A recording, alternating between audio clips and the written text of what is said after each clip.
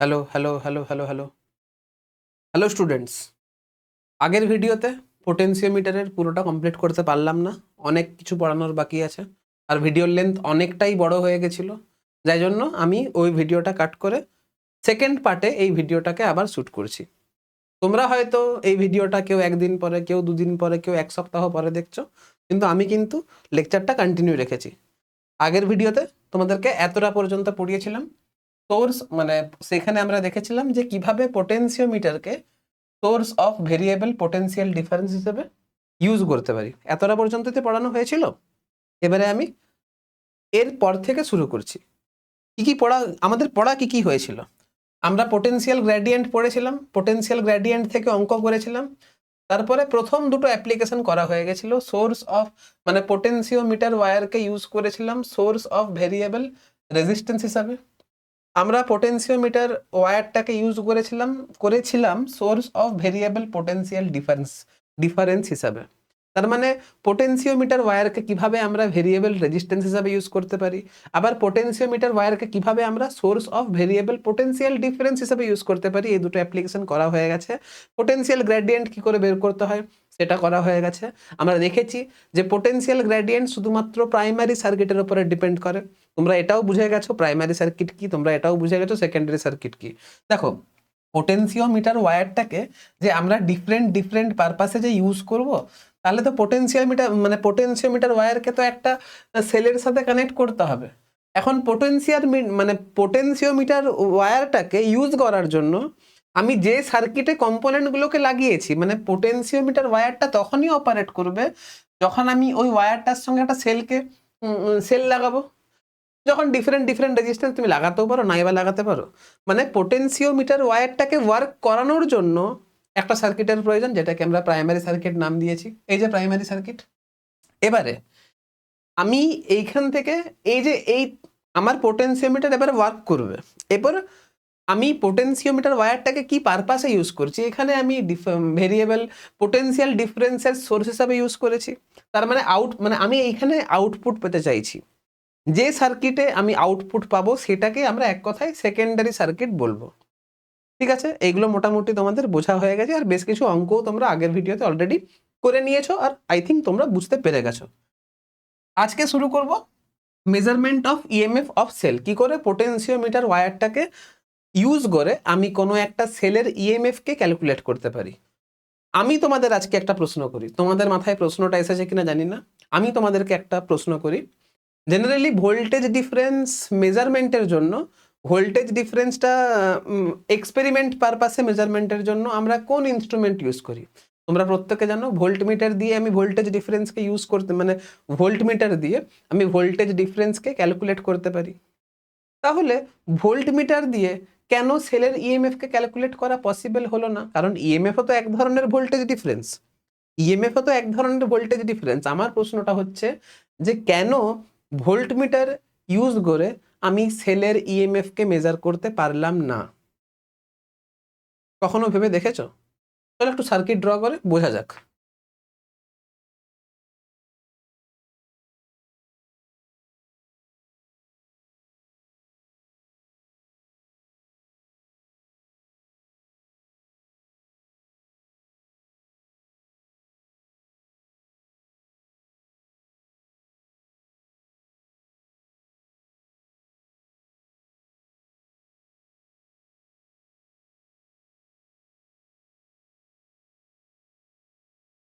এটা হচ্ছে সেলের ইন্টারনাল রেজিস্ট্যান্স। এবারে এই সেলের ইএমএফ কে মেজার করার জন্য এর সঙ্গে প্যারালালে আমি একটা ভোল্টমিটার লাগাবো। এর সঙ্গে প্যারালালে আমি একটা ভোল্টমিটার লাগাবো।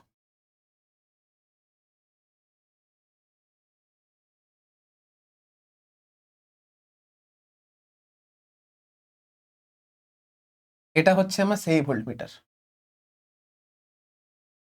এর ইএমএফ হচ্ছে আমার ই, এর ইন্টারনাল রেজিস্ট্যান্স হচ্ছে small R.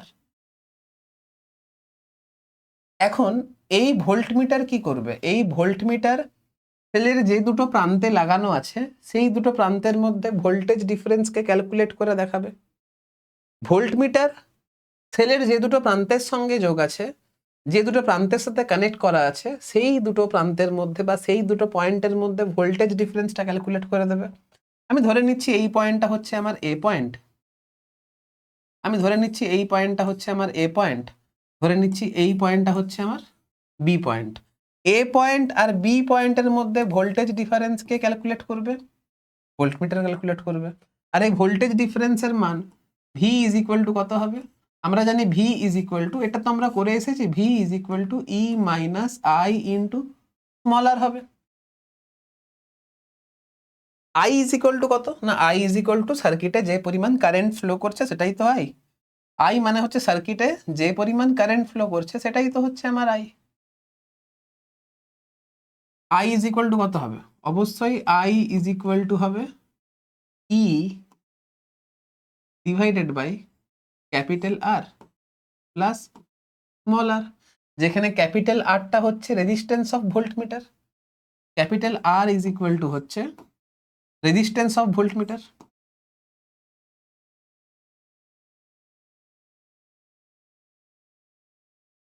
Resistance of voltmeter.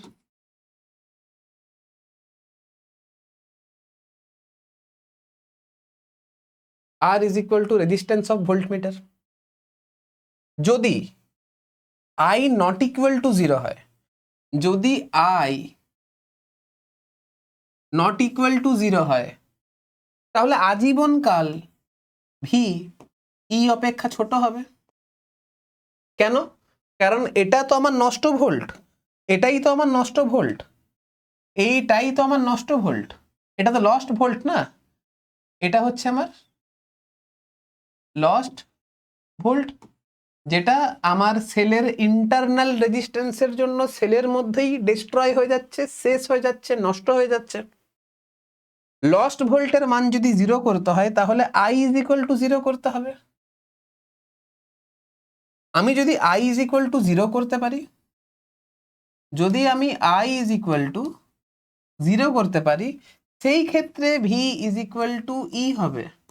R I is equal to যদি 0 হতে হয় তাহলে নিশ্চয়ই সার্কিটের resistance R is equal to infinity হতে হবে। তাই জন্য আইডিয়াল ভোল্টমিটারের রোধকে অসীম হওয়া উচিত, তাই জন্যই তো আইডিয়াল ভোল্টমিটারের রোধের অসীম হওয়া উচিত। তাই জন্য resistance of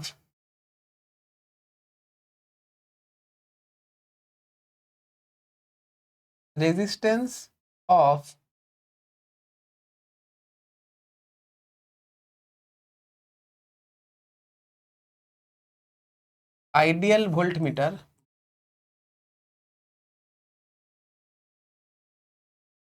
is equal to কত হওয়া উচিত? ইনফিনিটি হওয়া উচিত। কিন্তু প্র্যাকটিক্যালি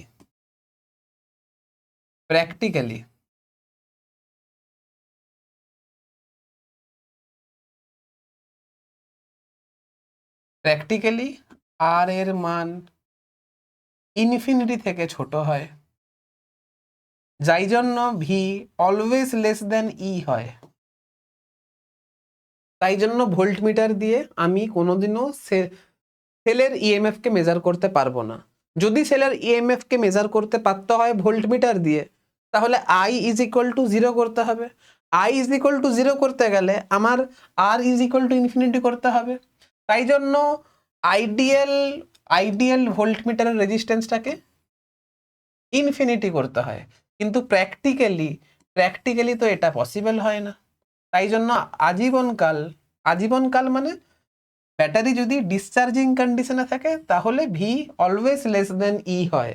যাই জন্য আমি নর্মাল ভোল্টমিটার দিয়ে সেলের ইএমএফ কে ক্যালকুলেট করতে পারি না। তাহলে এটুকু তো বুঝতে পারলাম, V is equal to E তখনই হবে যখন আই ইজ ইকুয়াল টু 0 হবে।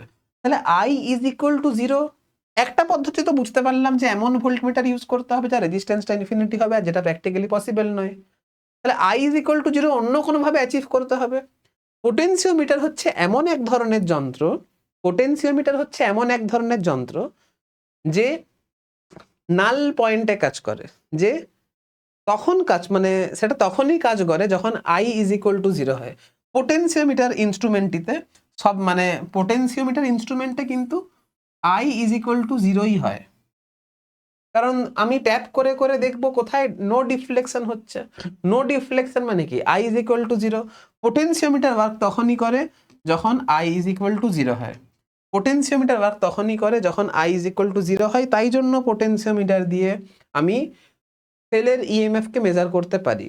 কিভাবে পারি সেটা পরে বলছি, আপাতত এটুকু বোঝো যে পোটেনশিওমিটার এর ক্ষেত্রে অ্যাট নো ডিফ্লেকশন বা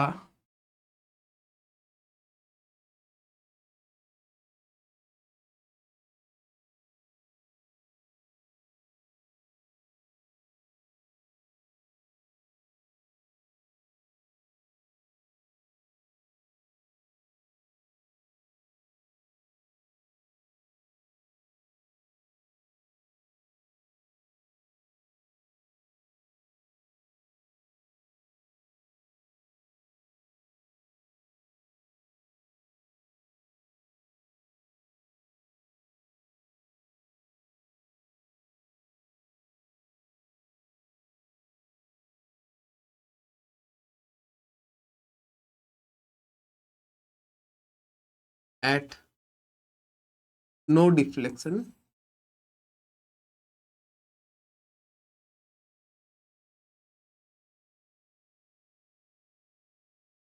in potentiometer in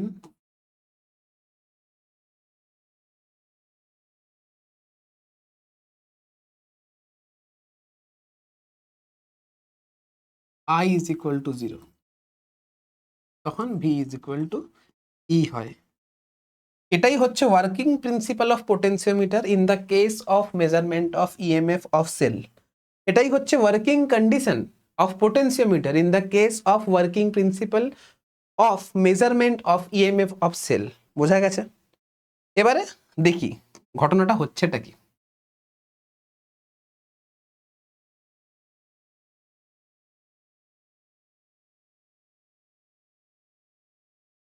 দেখা যাক ঘটনাটা হচ্ছেটা কি।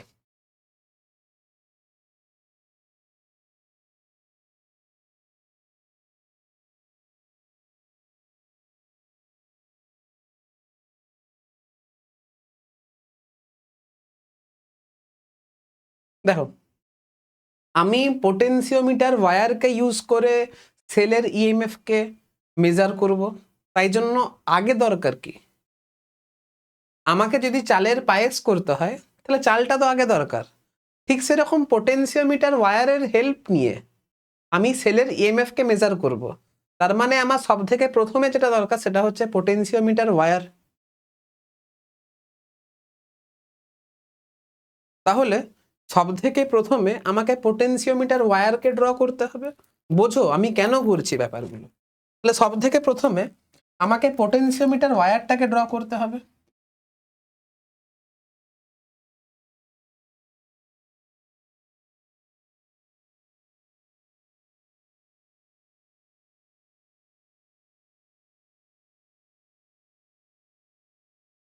এটা হচ্ছে আমার পোটেনশিওমিটার ওয়্যার। এরপর এটা কাজ তখনই করবে যখন একে আমি ভোল্টেজ দেব। ভোল্টেজ দেওয়ার জন্য কি দরকার, সেল দরকার। আর সেল কোথায় লাগবে, প্রাইমারি সার্কিটে লাগবে। মানে পোটেনশিওমিটার ওয়্যারটাকে অপারেট করানোর জন্য যে যে এলিমেন্টগুলো দরকার সেই এলিমেন্টগুলো প্রাইমারি সার্কিটে লাগবে। তাহলে আগে আমার দরকার প্রাইমারি সার্কিটকে ড্র করতে হবে। মানে আগে আমাকে প্রাইমারি সার্কিটকে ড্র করতে হবে। করি ড্র, চলো।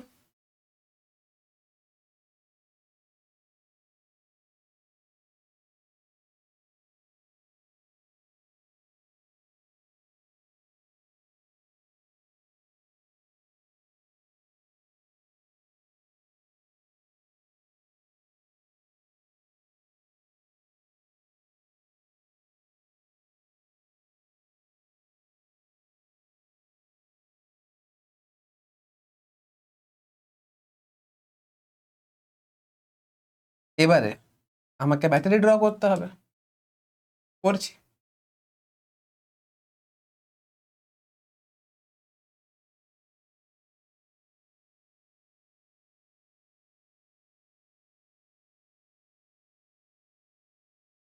এবারে আমাকে এর ইন্টারনাল রেজিস্ট্যান্স থাকবে, স্বাভাবিক থাকবে, করছি। করলাম।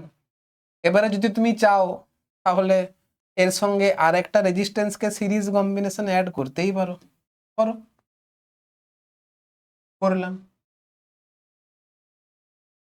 তো লিখে দিই চলো, এটা হচ্ছে আমার ই,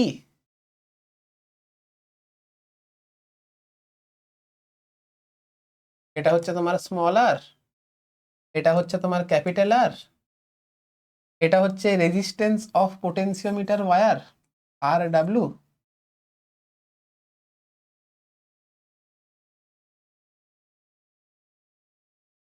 লেন্থটা এল।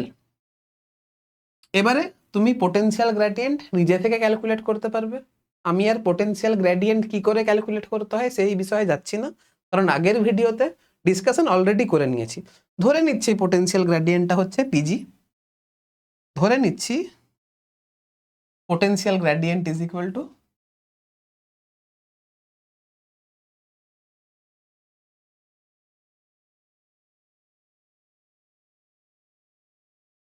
পোটেনশিয়াল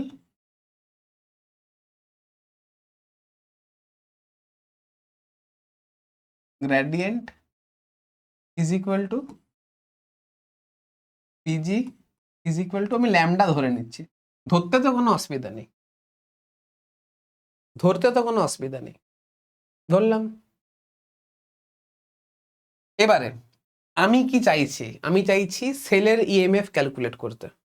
তাহলে সেলের ইএমএফ ক্যালকুলেট করতে গেলে মানে আমি যেটা চাইছি সেটা কোথায় অ্যাড করব? অবভিয়াসলি সেকেন্ডারি সার্কিটে অ্যাড করব, অবভিয়াসলি আমি সেকেন্ডারি সার্কিটে অ্যাড করব। তাহলে সেকেন্ডারি সার্কিটে একটা ড্র করতে হবে। আবার বলছি দেখো ব্যাপারগুলো ভালো করে বোঝো কিন্তু, হ্যাঁ, যে কেন কি ইউজ করছি এগুলো বোঝো।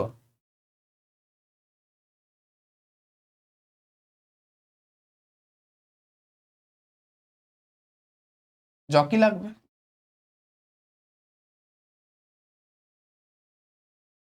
দিলাম। সেল লাগবে, কারণ আমি সেলেরই তো ইএমএফ বের করব, এই সেলেরই তো ইএমএফ বের করব, তাহলে এটাকে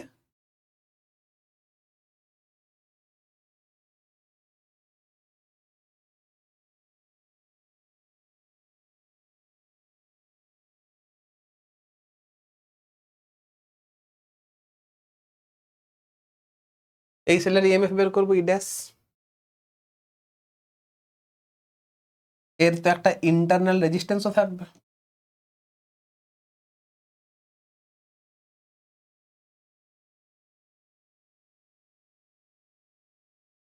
এর একটা ইন্টারনাল রেজিস্ট্যান্স থাকবে। আচ্ছা, এরপরে একটা গ্যালভানোমিটার ড্র করব, কারণ আমি এইমাত্র কি বললাম যে পোটেনশিওমিটার ওয়্যার কোন কন্ডিশনে কাজ করে? At no deflection. No deflection মানে কার ডিফ্লেকশন বলা হচ্ছে? গ্যালভানোমিটারের ডিফ্লেকশনের কথা বলা হচ্ছে, কারণ V is equal to E তখনই হবে যখন I is equal to zero হবে।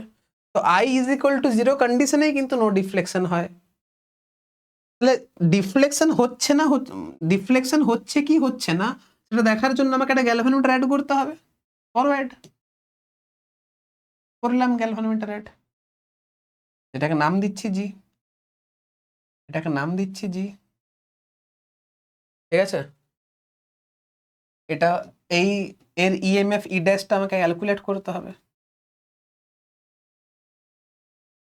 এর ইন্টারনাল রেজিস্ট্যান্স হচ্ছে স্মল আর ড্যাশ, অবভিয়াসলি এটা সেকেন্ডারি সার্কিট, এটা হচ্ছে আমার সেকেন্ডারি সার্কিট। রং করে দিলে তোমাদের বুঝতে সুবিধা হবে। ওটা হচ্ছে আমার প্রাইমারি সার্কিট, রং করে দিলে বুঝতে সুবিধা হবে তোমাদের, তাই জন্য রংটা করে দিলাম। আচ্ছা, আর কি করতে হবে? আর কিছু করতে হবে না। ধরে নিলাম এই প্রাইমারি সার্কিটের যে পোটেনশিয়াল গ্রেডিয়েন্ট সেটা হচ্ছে ল্যামডা, ল্যামডার ব্যাপারে আলোচনা আমি করছি না। ধরে নাও ল্যামডা, ল্যামডা দেখো লাগবেই না, ল্যামডা কেটে যাবে। দেখো গল্পটা হচ্ছে তুমি জকিকে তো ডিফারেন্ট ডিফারেন্ট পয়েন্টে শিফট করতে পারো, কোনো অসুবিধা নেই। তোমাকে ট্যাপ করে করে দেখতে হবে কোথায় তুমি নো ডিফ্লেকশন পাচ্ছ, তোমাকে সেটা ট্যাপ করে করে দেখতে হবে। তুমি জকিটাকে এইদিকে নিয়ে যেতে পারো, জকিটাকে এইদিকে নিয়ে যেতে পারো, তোমাকে ট্যাপ করে করে দেখতে হবে তুমি কোথায় নো ডিফ্লেকশন পাচ্ছ। দেখো পোটেনশিয়াল গ্রেডিয়েন্ট আমি ল্যামডা ধরেছি, ধরে নিচ্ছি যে স্মল এল দূরত্ব গিয়ে আমি নো ডিফ্লেকশনকে অ্যাচিভ করেছি। স্মল এল দূরত্ব গিয়ে আমি নো ডিফ্লেকশনকে অ্যাচিভ করেছি।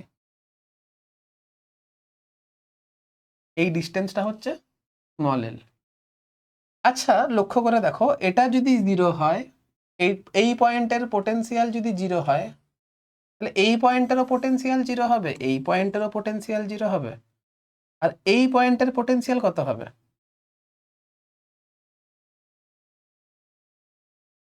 এই পয়েন্টের পোটেনশিয়াল ই ড্যাশ হবে। তুমি লক্ষ্য করে দেখো, যদি পোটেনশিয়াল গ্রেডিয়েন্ট ল্যামডা হয়, তাহলে একক দূরত্ব যাওয়ার জন্য যে পরিমাণ পোটেনশিয়াল ড্রপ করবে সেটা হচ্ছে ল্যামডা। পোটেনশিয়াল গ্রেডিয়েন্ট মানেই তো তাই, একক পরিমাণ দূরত্ব গেলে বা potential drop per unit length of potentiometer wire. Potentiometer ওয়্যারের প্রতি একক দূরত্ব যাওয়ার জন্য যে পরিমাণ ভোল্টেজ ড্রপ হচ্ছে সেটাই তো পোটেনশিয়াল গ্রেডিয়েন্ট আমরা পড়েছিলাম। আমি এল দূরত্বে গিয়ে নাল পয়েন্ট পেয়েছি, মানে এর পোটেনশিয়াল নিশ্চয়ই ল্যামডা ইন্টু এল হবে। এর পোটেনশিয়াল নিশ্চয়ই ল্যামডা ইন্টু এল হবে। এখন এটা হচ্ছে লো পোটেনশিয়াল, এটা হচ্ছে হাই পোটেনশিয়াল। এর যদি ব্যাটারি ইকুইভ্যালেন্ট সার্কিটটা আমি ড্র করতে চাই, আমি যদি এটার যদি ব্যাটারি ইকুইভ্যালেন্ট সার্কিটটা ড্র করতে চাই, কেমন দেখতে হবে?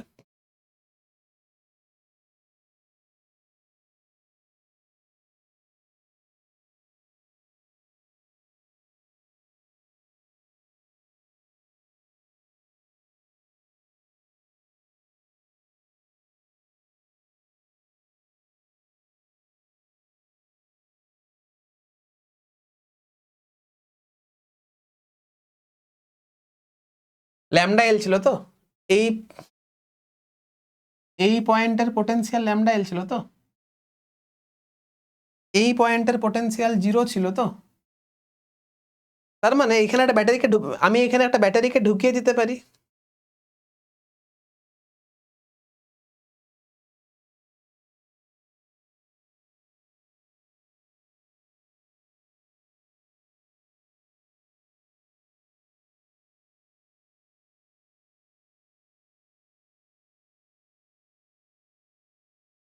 এর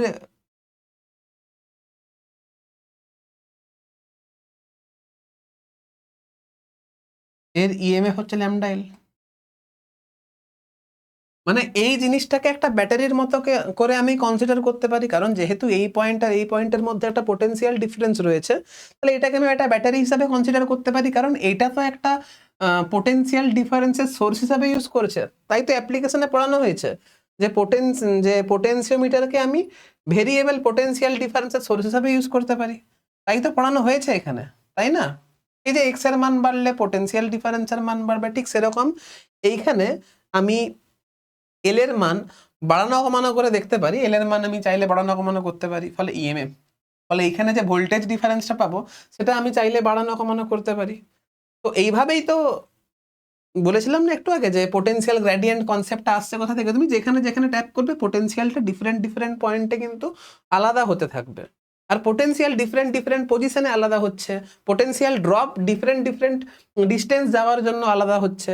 তাই জন্যই তো পোটেনশিয়াল গ্রেডিয়েন্ট কথাটা উঠে আসছে, তুমি দেখতে পাচ্ছ তো পোটেনশিওমিটারের প্রত্যেকটা কনসেপ্ট কিন্তু একে অপরের সঙ্গে কি সুন্দর লিঙ্কড হয়ে আছে, প্রত্যেকটা ডট কিন্তু কানেক্ট হয়ে হয়ে হয়ে হয়ে যাবে।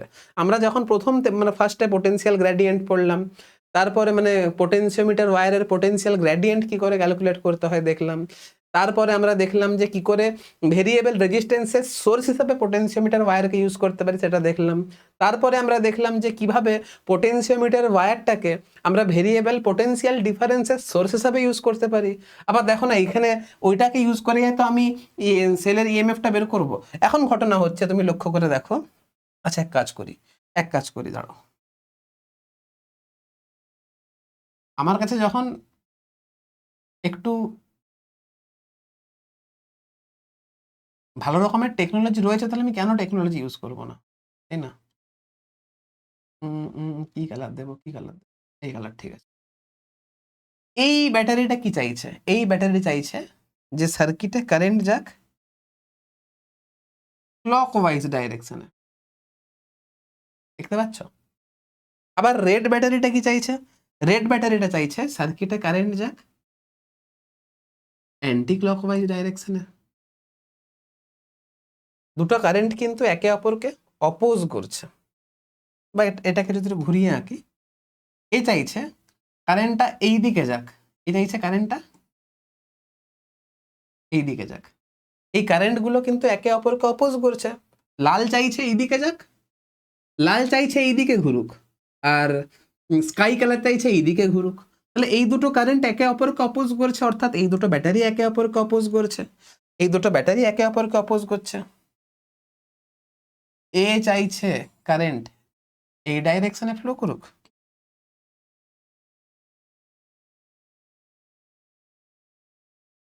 এই চাইছে কারেন্ট এই ডাইরেকশনে ফ্লো করুক, আর রেড চাইছে কারেন্ট এই ডাইরেকশনে ফ্লো করুক। এরপর যার শক্তি বেশি হবে সেই ডাইরেকশনে কারেন্ট ফ্লো করবে। এখন ঘটনা হচ্ছে এইটা তো ফিক্সড, এই সেলটা তো ফিক্সড, কিন্তু এ তো ফিক্সড নয়। আমি এল এর মানটা কমানো বাড়ানো করে এর শক্তিটাকে কমানো বাড়ানো করতে পারি। তাহলে এটা অ্যাডজাস্ট করে এমন একটা সময় আসবে যখন এই দুটো সেলের ইএমএফ সেম হয়ে যাবে, মানে এরও শক্তি যা হবে এরও শক্তি তাই হবে। তখন সার্কিটে কোনো কারেন্ট যাবে না।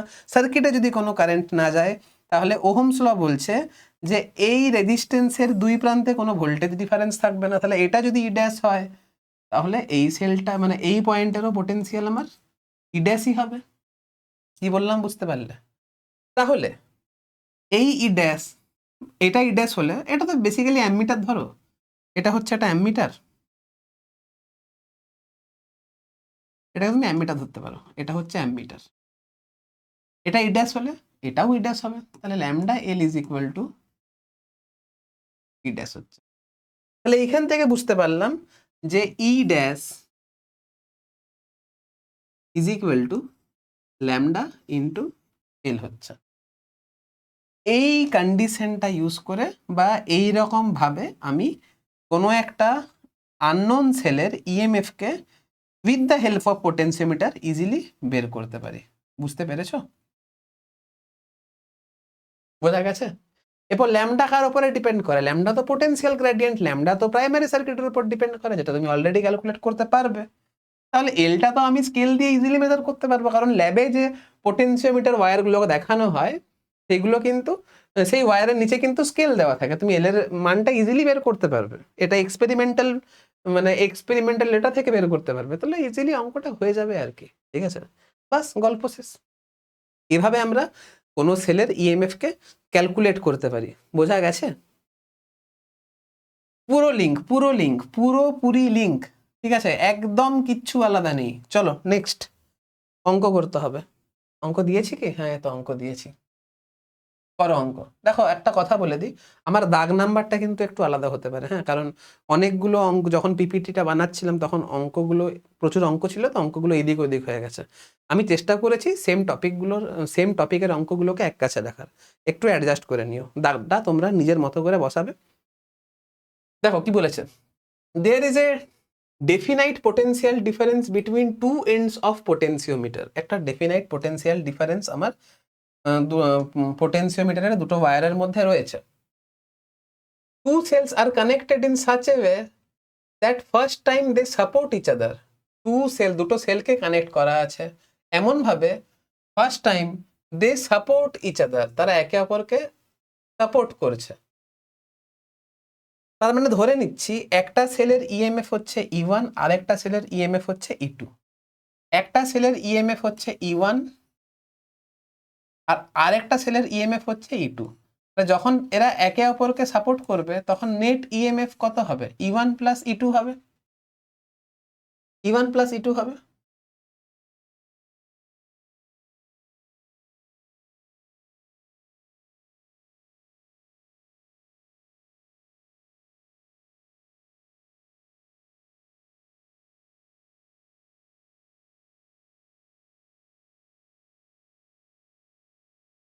যখন এরা একে অপরকে সাপোর্ট করবে তখন ই1 প্লাস ই2 হবে। And second time they oppose each other, তারা একে অপরকে অপোজ করছে। যখন তারা একে অপরকে অপোজ করবে তখন ইএমএফ E1 মাইনাস E2 হবে, net EMF E1 minus E2 হবে। বলছে they are balanced on potentiometer wire over 120 সেমি আর 60 সেমি। যখন সাপোর্ট করেছিল তখন 120 সেমিতে ব্যালেন্স পয়েন্ট পাচ্ছি, আর যখন অপোজ করেছিল তখন 60 সেমিতে, মানে 60 সেমিতে আমি ব্যালেন্স পয়েন্ট পাচ্ছি। তাহলে E1 প্লাস E2 এই মাত্র আমি দেখলাম যে E is equal to lambda L হয়। যখন সাপোর্ট করছে তখন ইডেসের জায়গায় E1 প্লাস E2 বসবে, ঠিক আছে। তাহলে E1 plus E2 is equal to lambda into L1, মানে 120 ল্যামডা এখানে হবে, এইখানে হবে তোমার 120 ল্যামডা।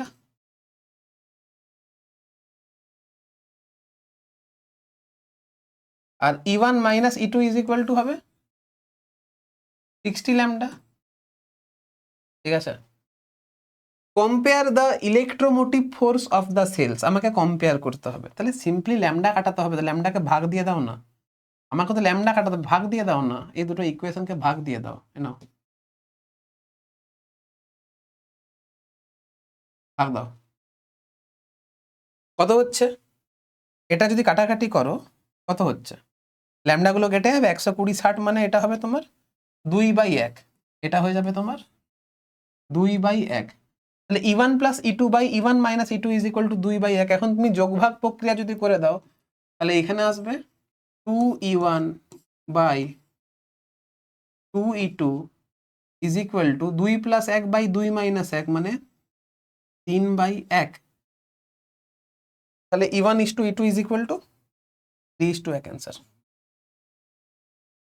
আমি তো বোঝালাম, তাই জন্য অঙ্কটা করতে হলো। দেখো এত বড় অঙ্ক আমি প্রথম, এর আগের ভিডিও বললে ভুল হবে, ভিডিওর লেন্থ বাড়ার জন্য দুটো পার্টে করতে হয়েছে। আমি ভিডিওর ইন্ট্রোডাকশনে বলেই দিয়েছিলাম পোটেনশিওমিটার ছেলেমেয়েরা ঘাবড়ে যায়, কারণ অনেক বড়, দেখে অঙ্কটা দেখতে অনেক বড় হয় কিন্তু করতে গেলে কিন্তু খুব জোর 2 থেকে 3 লাইন। আমি অঙ্কটা কত লাইনে করেছি বলো, সত্যি বলো তো, অঙ্কটা কত লাইনে করেছি? কত লাইনে অঙ্কটা করেছি? কিছু থাকে না অঙ্কগুলোতে, ঠিক আছে। চলো, এই অঙ্কটা হয়ে গেল। নেক্সট অঙ্ক।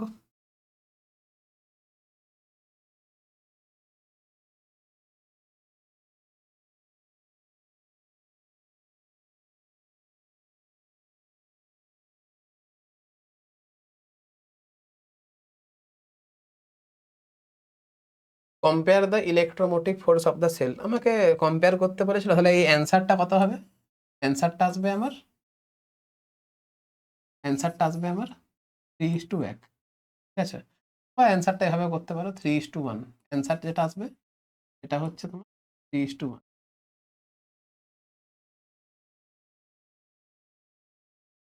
আমি এখান থেকে আর অঙ্ক নিইনি, একটা অঙ্কই নিয়েছিলাম। এবারে কি বলেছে আমাকে? Measurement of internal resistance of cell বলেছে। এইভাবে আমরা সেলের ইন্টারনাল রেজিস্ট্যান্সকে ক্যালকুলেট করতে পারবো।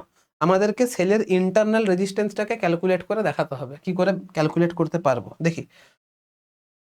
কপি পেস্ট করে কাজ চালিয়ে নেবো নাকি আঁকবো আবার?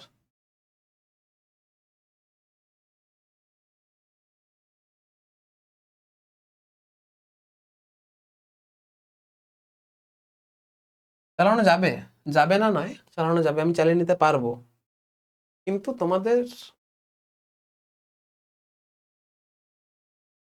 চালিয়ে নেওয়া যেতেই পারে। ঠিক আছে, চালিয়েই নি, বেকার দেরি করে কি লাভ।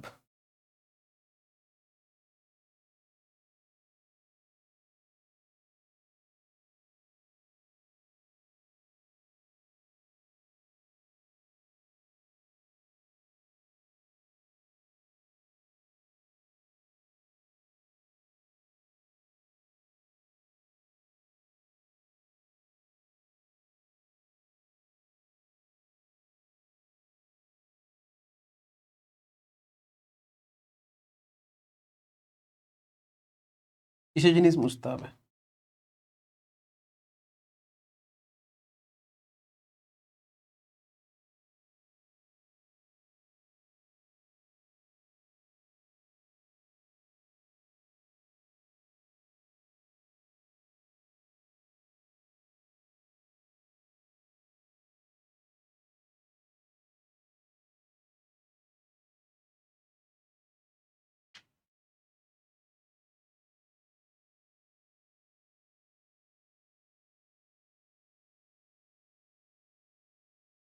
ব্যাস, কাজ হয়ে যাবে এটাতে।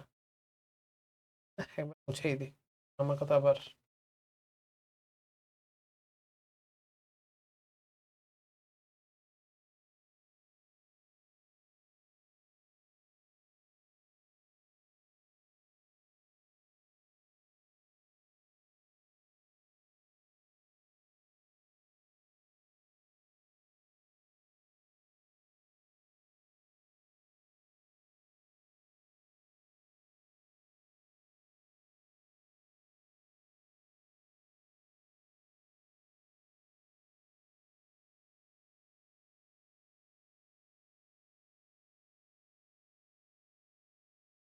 দেখো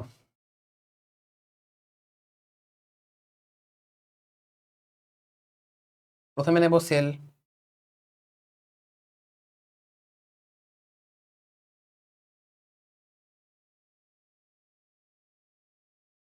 এরপরে নেব রেজিস্ট্যান্স, ইন্টারনাল রেজিস্ট্যান্স স্মলার, এইখানে নিতে হবে একটা কি, এইখানে নেব একটা কি, কে আমরা কে দিয়ে রিপ্রেজেন্ট করব, এখানে থাকবে একটা কি কে, ঠিক আছে। অ্যাকচুয়ালি এই দাগটা দেওয়া উচিত নয়, এরকম করে দেওয়া উচিত অ্যাকচুয়ালি। কি দেওয়া হয় এমনি করে, তোমরা এইভাবে এই সিম্বল দেবে, হ্যাঁ এইখানে দাগটা দেবে না, আমার যেহেতু এখানে ব্যবস্থা রয়েছে আমি শর্টে এঁকে দিলাম। আর একটা রেজিস্ট্যান্স এইখানে একটা দিতে হবে, পার্থক্য শুধু এটাই।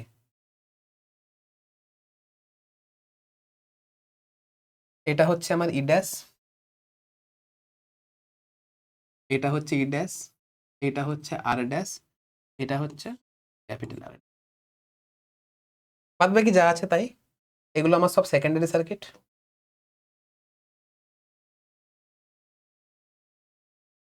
এগুলো সব সেকেন্ডারি সার্কিট।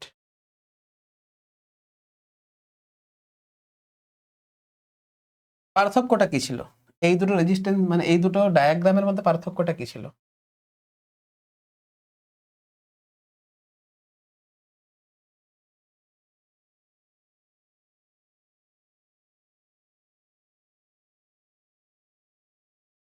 এই যে ডায়াগ্রাম, এই যে ডায়াগ্রাম আর এই ডায়াগ্রামে পার্থক্যটা কি আছে?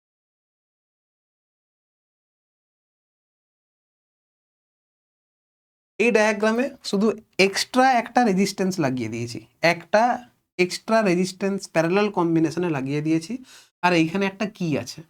যা সার্কিট এখানে ছিল হুবাহু সার্কিট ওইখানে করেছে, শুধুমাত্র এইখানে একটা extra resistance parallel combination add করে দিয়েছি উইথ দ্য হেল্প অফ কি।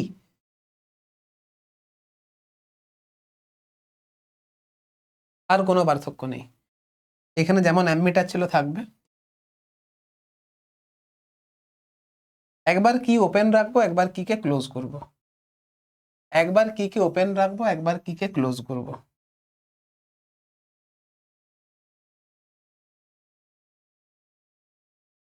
দেখো এটা জিরো, এটা জিরো, এটা জিরো, এটা জিরো। ফার্স্ট কেস ওয়ানে কি করব, কিটাকে ওপেন রাখবো। কেস ওয়ানে 1 নাম্বার কেসে ফার্স্ট স্টেপ ওয়ান, স্টেপ ওয়ানে কি করব, কিটাকে ওপেন রাখবো, কে রাখবো,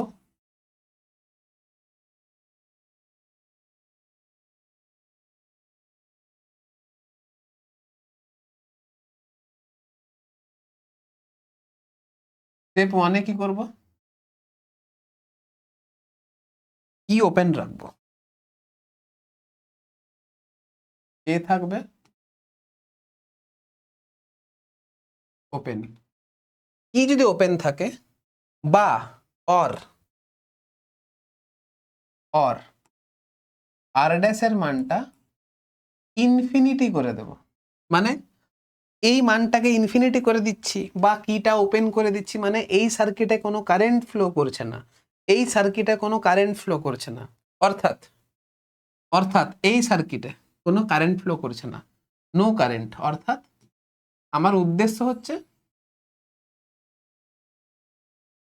নো কারেন্ট, আমার উদ্দেশ্য হচ্ছে কোনো কারেন্ট ফ্লো করা চলবে না, ঠিক আছে। তাহলে ধরে নিচ্ছি কে ওপেন লিখেছি না, তাহলে ধরে নিচ্ছি ব্যালেন্সিং পয়েন্টটাও এল ওপেনে পাচ্ছি।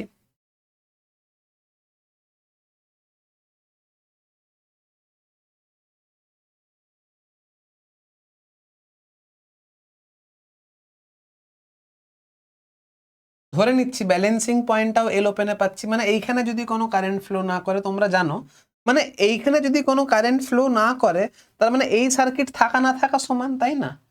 আমি একটু কি করে বোঝাই, দাঁড়াও।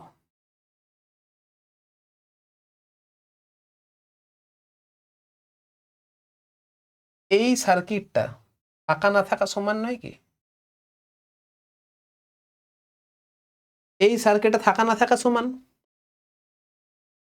এই সার্কিট থাকা না থাকা সমান, থাকা না থাকা যদি সমান হয় আর তখন ব্যালেন্সিং পয়েন্ট যদি এল ওপেনে যদি পাই, এল ওতে যদি পাই, তাহলে simple E dash is equal to কত হবে?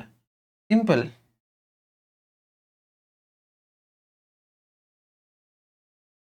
এখন ই ড্যাশের যে মান পাবো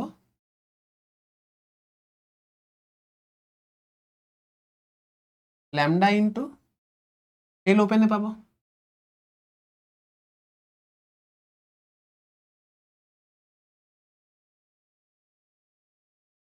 ই ড্যাশের যে মান পাবো সেটা ল্যামডা ইন্টু এল ওপেনে পাবো। স্টেপ টু, স্টেপ টু,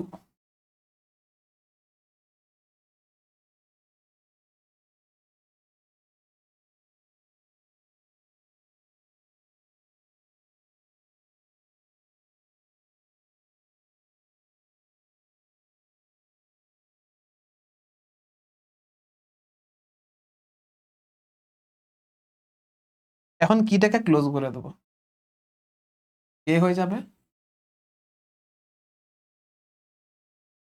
কে হয়ে যাবে ক্লোজ।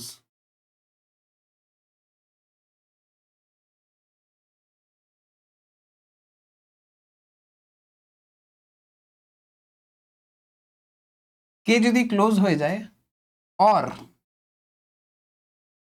আর ড্যাশ যদি ফাইনাইট, আর ড্যাশের যে ফাইনাইট যদি মান হয়ে যায়, আর ড্যাশ যদি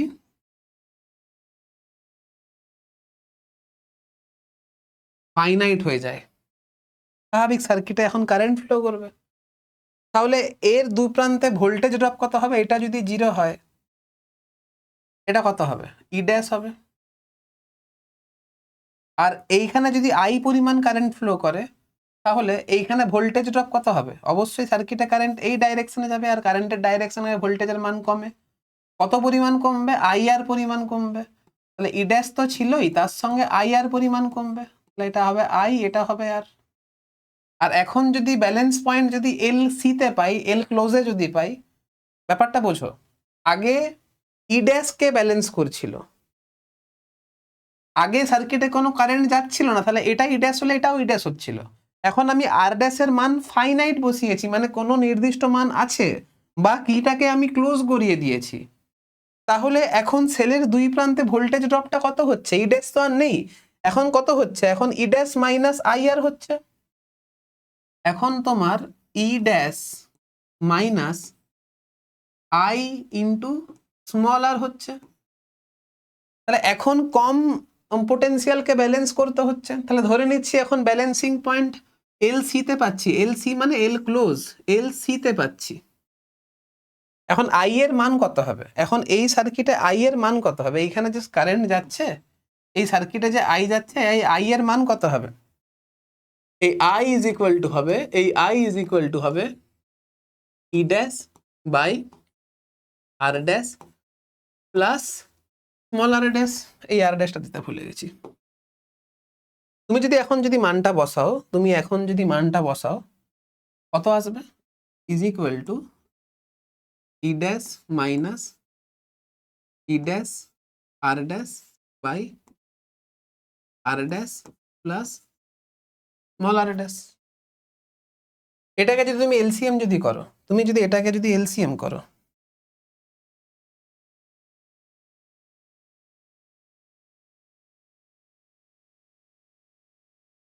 তুমি এটাকে যদি এলসিএম করো, তাহলে এলসিএম কত আসবে? ই ড্যাশ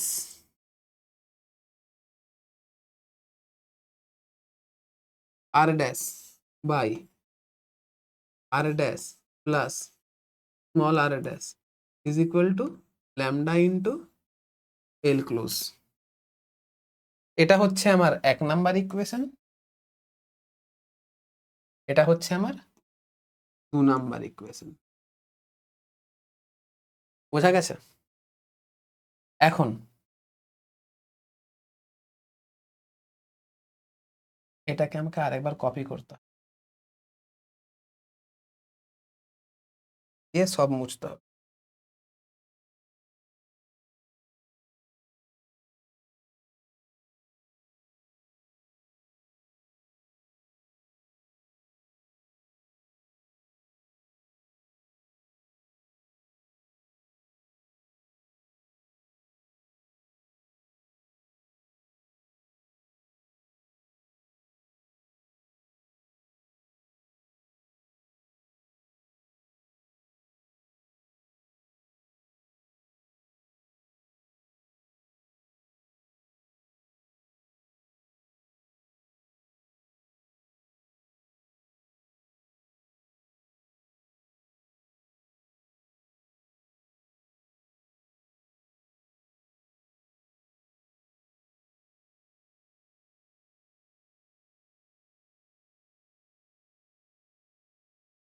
এটা হচ্ছে আমার 1 নাম্বার ইকুয়েশন,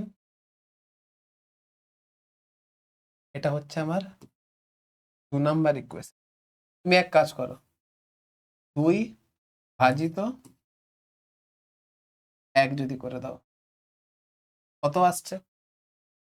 2 ভাজিত 1 যদি করো তাহলে আসবে R dash plus small R dash by R dash is equal to L close by L open. এটা আসছে।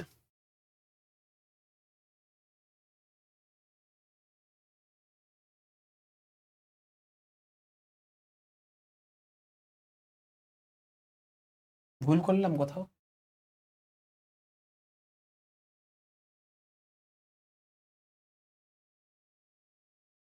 এল ওপেন বা এল ক্লোজ হওয়া উচিত ছিল, কারণ এল ওপেন বেশি, এল ওপেন বেশি, তাই ভুল করলাম। 2 ভাজিত 1 করলাম। ও সরি, উপরে আর ড্যাশ আসতো। এক কাজ করে এটাকে 1 ভাজিত 2 করে দে, তাহলে গল্পটা শেষ মিটে যাবে। এটাকে 1 ভাজিত 2 1 ভাজিত, এ ভাগে ভুল করেছিলাম।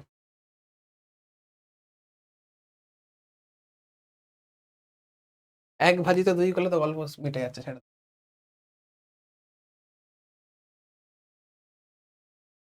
আমি যদি এখানে 1 ভাজিত 2 যদি করে দিই, কত আসছে? 1 ভাজিত 2 করলে R dash plus small R dash divided by R dash is equal to L open by L close. কেন L open by L close হচ্ছে? কি বেশি হবে? আগে ই ড্যাশকে ব্যালেন্স করতে হচ্ছিল, তাই জন্য যে লেন্থ লেগেছিল।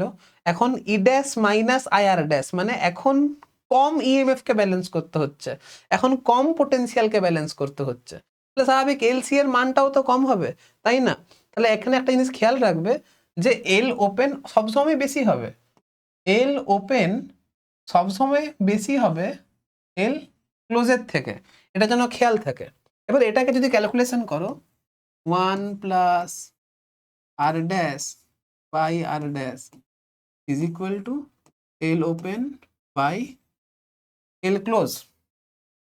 এইখান থেকে তুমি যে ফাইনাল ইকুয়েশনটা পাবে, তুমি এইখান থেকে যে ফাইনাল ইকুয়েশনটা পাবে সেটা হবে R dash is equal to capital R divided by L open by L close minus 1। এই ফাইনাল ইকুয়েশন তোমার অ্যান্সার। বুঝতে পেরেছো?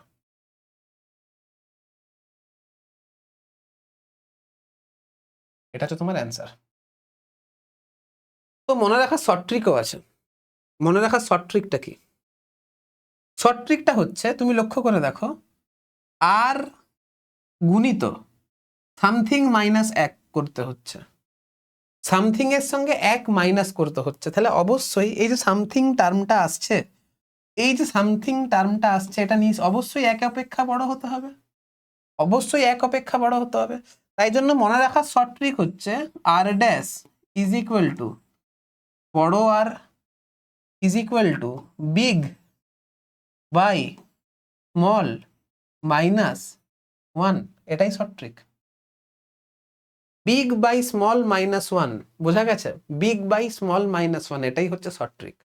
Big by small minus 1। এবারে এই যে ফর্মুলাটা, সেটা ম্যাজিকের মতো কাজ করে, পুরো ম্যাজিকের মতো কাজ হবে। এই ফর্মুলা কিন্তু পুরো ম্যাজিকের মতো কাজ হবে। দেখো ম্যাজিকটা কোথায়? বলছে it is observed in a potentiometer experiment that no current passes through the galvanometer when the terminals of a cell are connected across a certain length of potentiometer wire. ঠিক আছে, কিছু বলে দেওয়া নেই। On shunting the cell by 2 ohm, মানে এখানে আর এর মানটা 2 ওহম বলে দিয়েছে আমাকে, এখানে আর এর মানটা 2 ওহম বলে দিয়েছে আমাকে, এখানে আর ইজ ইকুয়াল টু 2 ওহম বলে দিয়েছে। The balancing length is reduced to half. The balancing length is reduced to half. মানে আগে যদি এল ছিল, এখন এল বাই 2টা এখন এল বাই 2 হয়ে গেছে। বলেছে দাদা internal resistance of the cell is, আমি এইমাত্র তোমাদেরকে শর্ট ট্রিক শেখালাম, এইমাত্র শর্ট ট্রিক শেখালাম যে R dash is equal to resistance by into big by small minus 1, এটাই শেখালাম না এইমাত্র। এখন আর এর মানটা 2 বসাও, আর এর মানটা 2 বসাও। বলেছে reduce to half, reduce to half. আগে যদি এল ছিল, এখন এল বাই 2 হয়ে গেছে, এল বাই 2 হয়ে গেছে। তাহলে এটা কত হবে? 2 ইন্টু 2 মাইনাস 1, তাহলে 2 into 2 minus 1 is equal to 2 ohm. Answer বোঝো এবারে। আমি অপশনগুলো দিতে ভুলে গেছি, জানো তো, এর অপশন দেওয়া ছিল, এর অপশন মনে পড়ছে, অপশনটা আমার ছিল, অপশন এ তে তোমার ছিল 1 ওহম, অপশন বি তে ছিল, অপশন বি তে ছিল 2 ওহম, অপশন সি তে ছিল 5 ওহম, অপশন ডি তে ছিল 10 ওহম, এরকম ছিল। আর অ্যান্সারটা আমার 2 ওহম অ্যান্সার আসতো। এই যে এই 2 ওহম অ্যান্সার আসতো।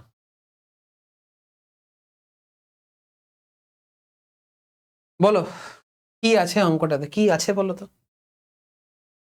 যে কনসেপ্টটা বুঝবে না, কিচ্ছু নেই। এই যে এই কনসেপ্টটা যে বুঝে নেবে, এই সার্কিটটা যদি একবার বুঝে যাও, তাহলে কিছুই নেই। এই বলেছিলাম না সার্কিটগুলো বেশ এলোমেলো ধরনের হয়, এই যে এই এলোমেলো সার্কিটটাই ছেলে মেয়েদের গন্ডগোল করে। আর কিচ্ছু নেই, কিচ্ছু নেই, বিশ্বাস করো। আমি অনেক আস্তে আস্তে অনেক ধরে ধরে পড়াচ্ছি, ঠিক আছে? একটু জাস্ট তোমাদেরকে একটুখানি কষ্ট করতে হবে। অনেকগুলো অঙ্ক আছে বাবারে, প্রচুর আছে। দেখি আর বেশি বলবো না, শর্টে করবো অঙ্কগুলো এবারে।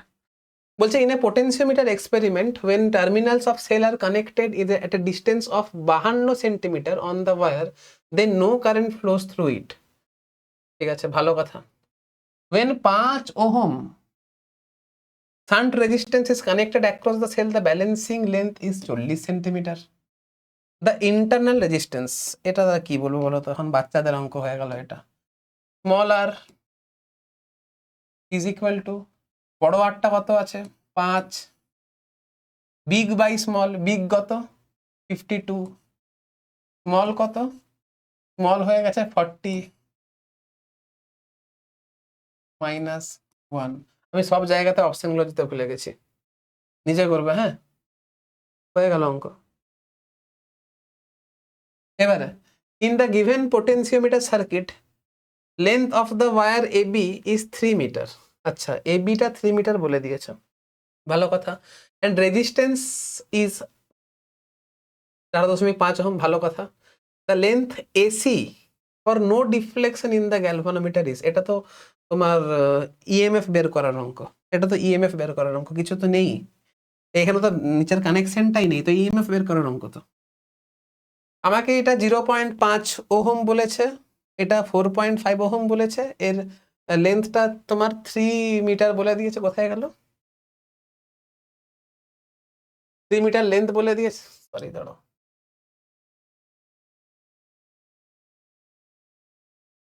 আমার 3 মিটার লেন্থ বলে দিয়েছে আর 4.5 ওহম বলে দিয়েছে। আচ্ছা, এক কাজ করি, আগে এর পোটেনশিয়াল গ্রেডিয়েন্টটা বের করি। পোটেনশিয়াল গ্রেডিয়েন্ট মানে কি হচ্ছে? টোটাল পোটেনশিয়াল গ্রেডিয়েন্ট মানে হচ্ছে voltage across wire by total length. Voltage across ওয়্যারটা কত আছে? প্রথম কথা, এইখানে 0.5, এইখানে 4.5, তাহলে টোটাল রেজিস্ট্যান্সটা কত হলো? 5 ওহম হলো। টোটাল রেজিস্ট্যান্স যদি 5 ওহম হয়, তাহলে টোটাল কারেন্ট কত হলো? 5/5, 1 হলো, তাই না? টোটাল কারেন্ট কত হলো? 1 হলো। কারেন্ট আই, আচ্ছা ভোল্টেজ অ্যাক্রস ছেড়ে দাও, টোটাল কারেন্ট কত হলো মুখে মুখে? Total current I is equal to কত হবে? Total current I is equal to হবে, total current I is equal to কত হবে? আই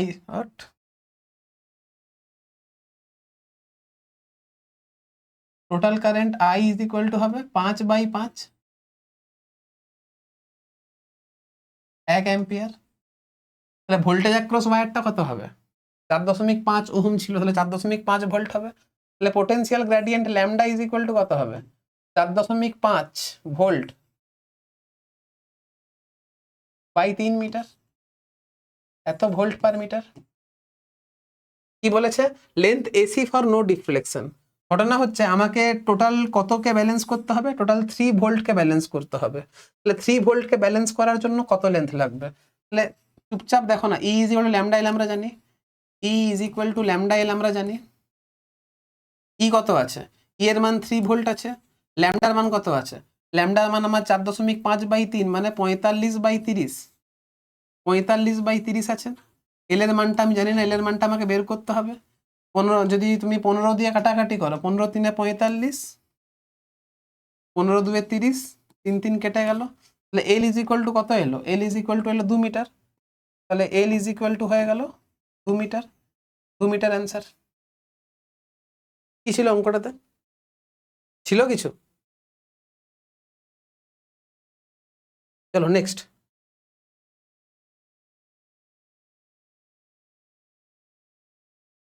বলছে in figure battery E is balanced over a 55 metre length of potentiometer wire, but when a resistance of 10 ohm is connected in parallel with the battery, it balances over a 50 centimeter length. আগে 55 এ হচ্ছিল, এখন 50 হয়েছে। Big 55, small 50, আর আরটা 10 of potential. Then internal resistance চেয়েছে। Internal resistance চেয়েছে, কি আছে? Internal resistance small R is equal to কত হবে? Small R is equal to capital R, capital R কত? 10। বিগ কত? 10। বিগ কত? বিগ হচ্ছে 55, স্মল কত? 50। কত হচ্ছে? 10 ইন্টু 5/50, তাহলে 1 ওহম। চুপচাপ 1 ওহম বেরিয়ে যাচ্ছে, 1 ওহম অ্যান্সার। কি আছে, কি আছে, কি আছে? বলো বলো বলো, কি আছে?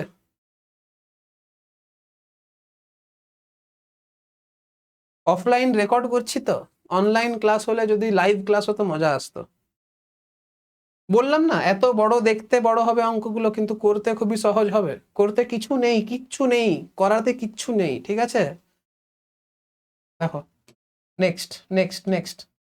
এটাও আমার সেলে ছিল গো, এটা আমার দেওয়া উচিত ছিল ওইখানে। এটা আমাকে সেলের ইএমএফ বের করতে হবে। যাই হোক, তোমাদেরকে একটা কথা না আমি বলতে ভুলে গেছি, জানো তো? কথাটা হচ্ছে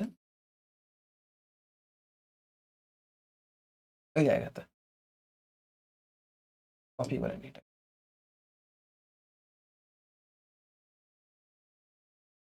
প্রশ্নটা হচ্ছে আমার,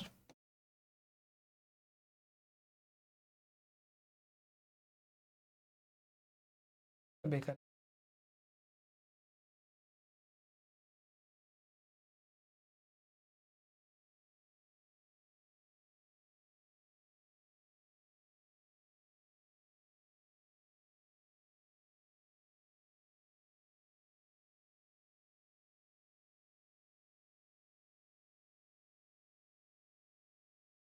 আমার প্রশ্নটা হচ্ছে, যদি এই যে দুটো ব্যাটারি রয়েছে, এই যে দুটো ব্যাটারি রয়েছে, এই ব্যাটারিগুলোকে যদি অপোজিট ম্যানারে যদি আমি যোগ করতাম, এটা যদি এইখানে হয়ে যেত কি অসুবিধা ছিল? এটা যদি এইখানে হতো কি অসুবিধা ছিল? মানে সেল দুটোকে অপোজিট ওয়েতে যোগ করেছি, সেল দুটোকে অপোজিট ওয়েতে যোগ করেছি, তাহলে কি সমস্যা হতো? কাজ করতো কি? দেখা যাক কাজ করতো কি করতো না, দেখা যাক। লক্ষ্য করে দেখো, এটা যদি 0 হয় তাহলে এটা নিশ্চয়ই মাইনাস ই ড্যাশ হবে, তাহলে এটাও নিশ্চয়ই মাইনাস। আচ্ছা এক সেকেন্ড, এস ইএমএফ ই ড্যাশটা তো ঠিক আছে, আমি ধরে নিচ্ছি এই আননোন সেল যার ইএমএফটা বের করতে হবে এটা হচ্ছে ই ড্যাশ। এখন এটা যদি 0 হয় তাহলে এর সঙ্গে ব্যাটারির পজিটিভ টার্মিনাল কানেক্ট রয়েছে, এর সঙ্গে ব্যাটারির নেগেটিভ টার্মিনাল রয়েছে, তাহলে অবশ্যই এর পোটেনশিয়াল বেশি, এর পোটেনশিয়াল কম, তাহলে এটা যদি 0 হয় তাহলে এটা নিশ্চয়ই,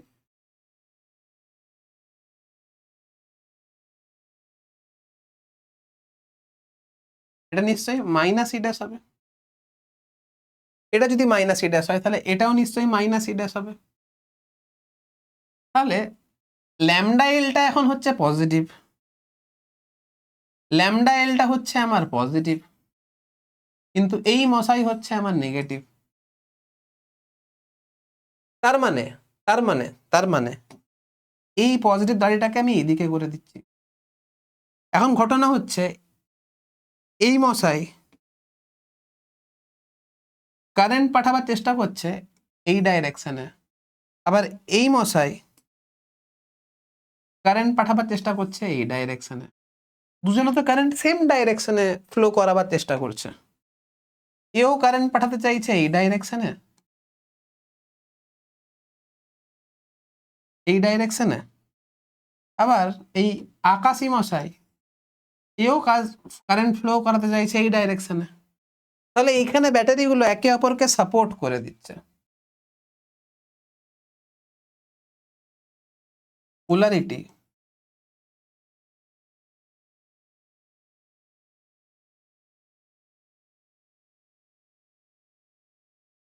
সাপোর্ট ইচ আদার।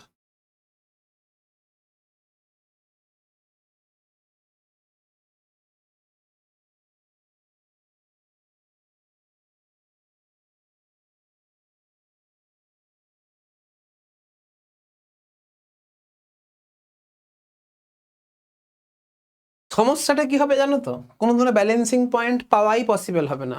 তুমি ব্যালেন্সিং পয়েন্টই পাবে না, কারণ ব্যাটারি তো একে অপরকে সাপোর্ট করছে, কারেন্ট যাবে না এরকম কন্ডিশন দেখা পসিবলই নয়। তাহলে এইখানে সমস্যা হবে, no balancing point, no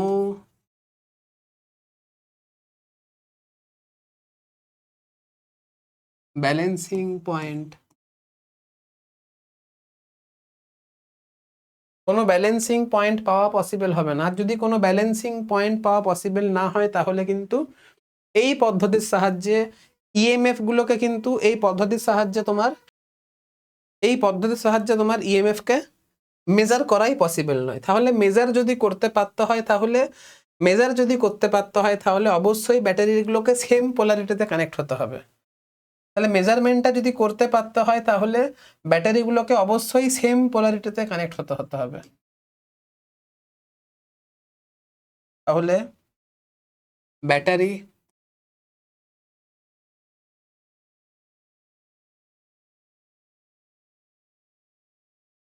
must be connect in same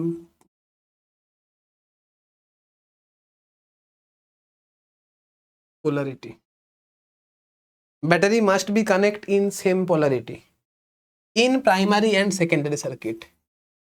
In primary and secondary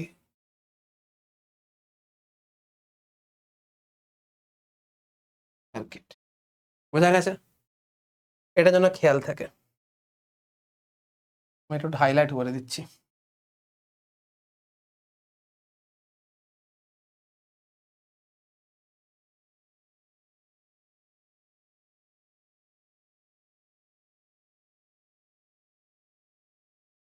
এটা যেন খেয়াল থাকে। বুঝতে পেরেছো? আরেকটা জিনিস এখানে ইম্পর্টেন্ট। আরেকটা জিনিস এখানে ইম্পর্টেন্ট। কি জিনিসটা ইম্পর্টেন্ট দেখো।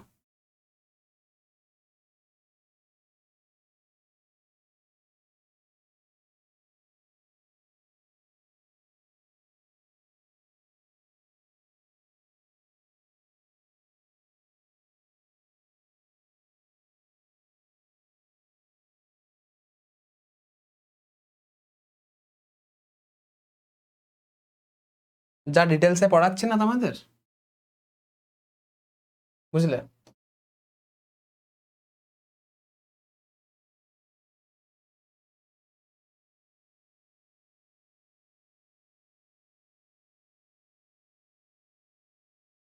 যা ডিটেলসে পড়াচ্ছি ফ্রিতে এইসব পাওয়া কিন্তু সম্ভব নয়। তুমি যে কোনো কন্টেন্ট সার্চ করে দেখে নিতে পারো, প্রচুর পরিশ্রম লাগে এগুলো করতে।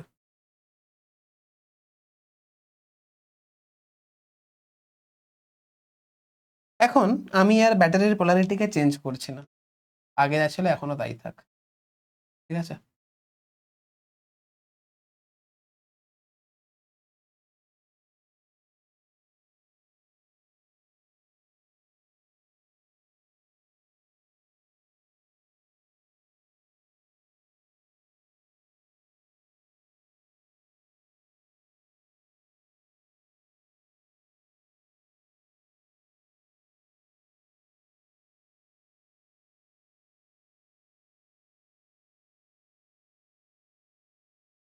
যা ছিল তাই থাক।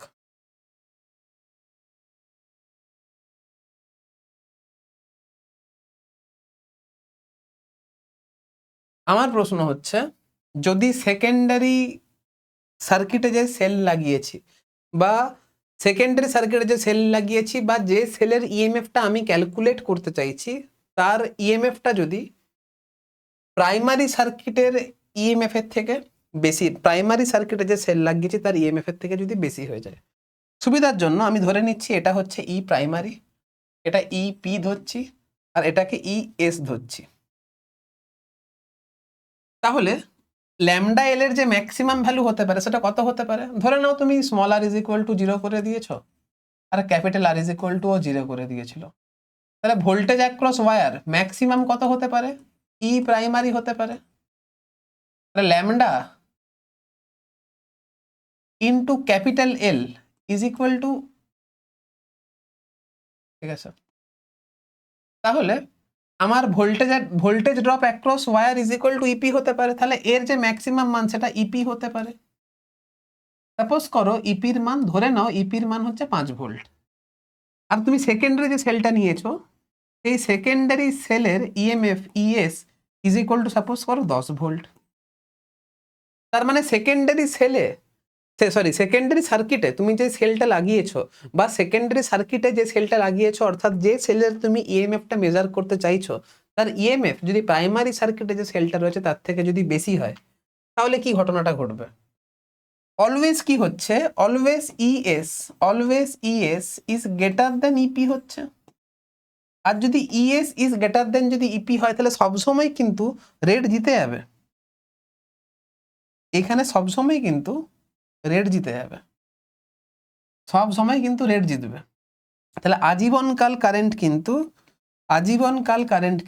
এই ডাইরেকশনে ফ্লো করবে। এইখানেও কিন্তু নো ব্যালেন্সিং পয়েন্ট, এইখানেও কিন্তু no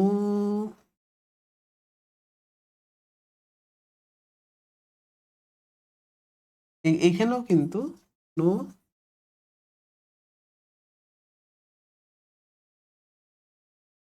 balancing point. No balancing point.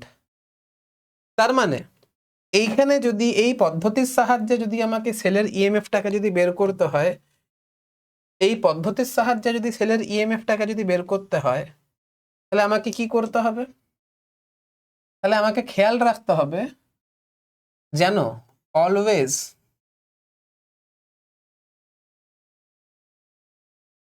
Primary সার্কিটে যে সেলটা লাগিয়েছি সেটা যেন সেকেন্ডারি সার্কিটে যে সেল লাগানো আছে তার থেকে যেন বেশি শক্তিশালী হয়, অর্থাৎ EP is greater than ES হয়, অর্থাৎ প্রাইমারি সার্কিটে যে সেল লাগানো আছে তার ইএমএফ যেন সেকেন্ডারি সার্কিটে যে সেল লাগানো আছে তার থেকে যেন বেশি হয়। বোঝা গেছে? এইটুকুই বোঝাতে চাইছিলাম, ভুলে গেছিলাম, মনে ছিল না বোঝাতে। এবারে এখানে আসো, এখানে কি বলেছে?